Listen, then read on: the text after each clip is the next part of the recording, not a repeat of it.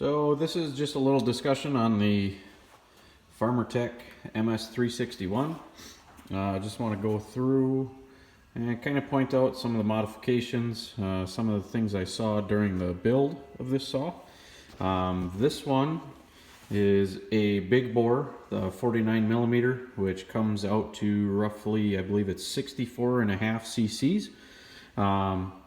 This saw, I touched up some of the interior ports.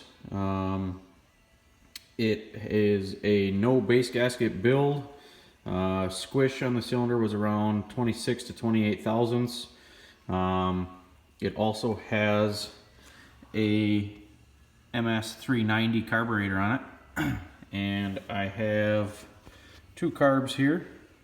This one is the original 361 carb.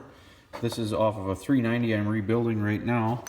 The top was just switched for the time being. This is off the 390 carb.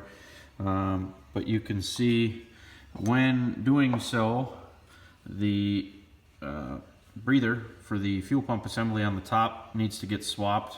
And then what I like to do is I pull the linkage rods out of the 361 carburetor and I swap them into the 290 or 390 or 440 carburetor. They're both pretty close. What's nice about that is then there's no modifications needed to the arms that run the choke lever, and then your throttle is in the same spot or same place. Only modification then needed is you need to custom bend a throttle rod so that you have clearance, because the air line, the pulse line is, grab a flashlight, see if we can get in there. There we go. The pulse line comes through and connects on the bottom. It no longer gets the pulse from the back of the carburetor.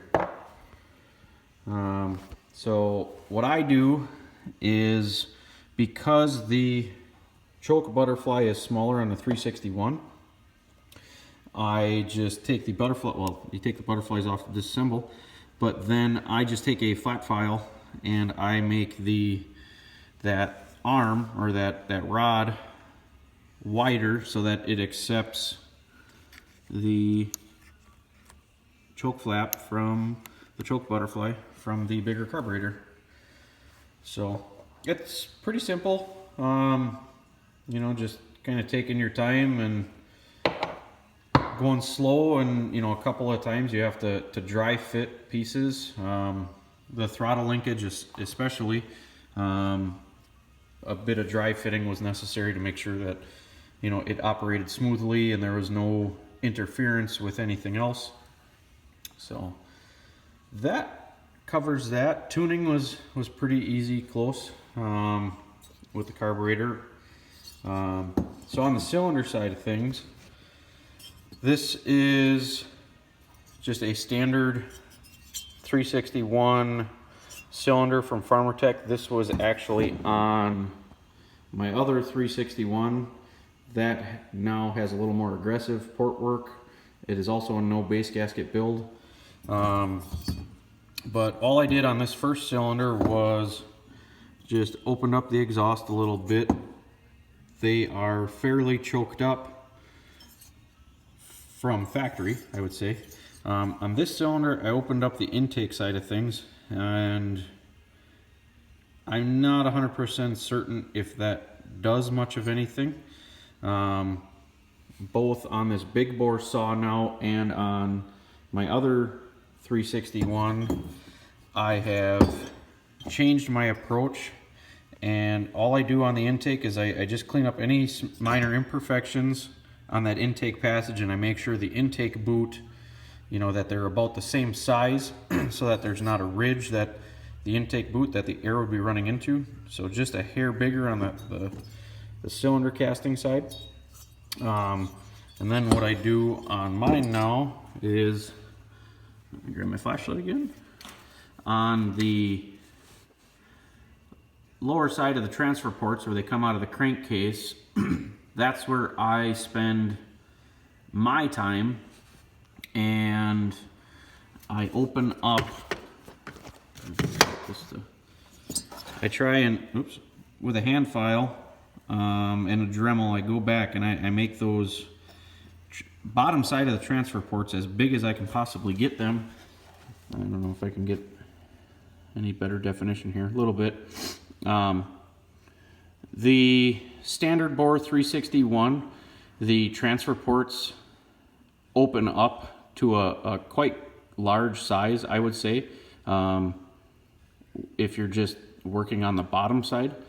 The big bore cylinder, being that, you know, you have the larger bore, the transfer port was smaller, and I do believe that the big bore cylinder would probably benefit more from opening up, you know, getting the bottom of that transfer port opened up larger. I'm just a hobbyist, so I don't have, I mean, I've watched some of the videos and I've read up on some of the information on recording port timing and adjusting port opening based on port timing. I am not to that skill level yet. Maybe one day I'll try it, get there. But just doing a few things, you know, with some simple tools here at home that I think are assisting the saw. I guess they might constitute being categorized under the woods porting. You know, just kind of adjusting a few items to make the saw run better, you know, as a work saw. I do believe that both of my 361s are pretty healthy running. The carburetor mods definitely, most definitely liven up these saws.